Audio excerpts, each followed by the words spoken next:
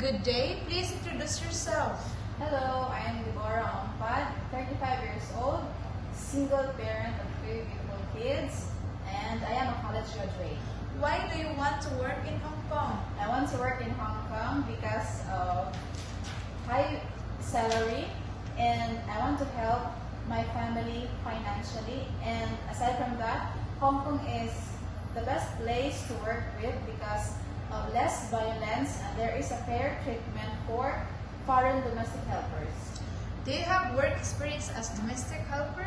Yes, I have 2 years of experience as domestic helper here in Philippines. Alright.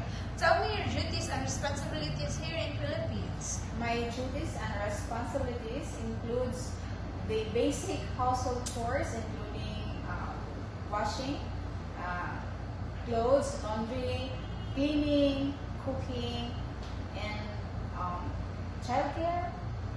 Did you take care of baby child elderly? Yes, I have an experience taking care of newborn and also kids aging 4 and 6. What are your skills? My skills includes